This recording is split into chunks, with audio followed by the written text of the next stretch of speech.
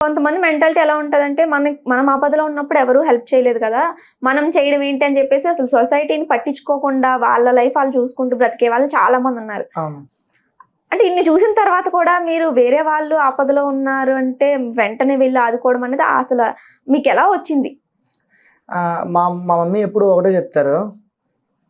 మన వల్ల అంటే మనం ఎవరి వల్లైనా బాధపడినా పర్లేదు, ఇబ్బంది పడినా పర్లేదు. హ్మ్. కానీ ఎదుటి వ్యక్తి అనేవాళ్ళు మన వల్ల ఇబ్బంది పడకూడదు.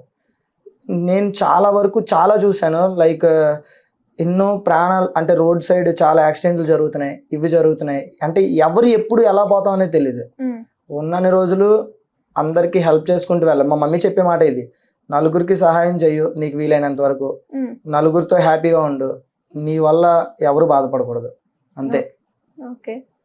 కానీ ఉన్నంత వరకు మేమైతే మాత్రం హెల్ప్ చేయడానికి ముందుకు వెళ్ళడానికే ట్రై చేస్తాం. హ్మ్. రీసెంట్‌గా మీరు చూసారో లేదో వీడియో, హ్మ్. ఒక అబ్బాయికి యాక్సిడెంట్. మా విలేజ్ దగ్గరే చిన్న యాక్సిడెంట్ జరిగింది. హ్మ్.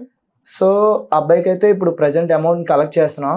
చాలా వరకు కలెక్ట్ చేసాం. అంటే ఎంత అనేది ఇప్పుడు నేను చెప్పను. అంటే మండే మేము వాళ్ళకి ఇవ్వాలనుకుంటున్నాం. ఓకే. సో, అది ఆ రోజు మేము రిలీజ్ చేద్దాం అని చెప్పి అలా వెయిట్ చేస్తున్నాం. ఓకే.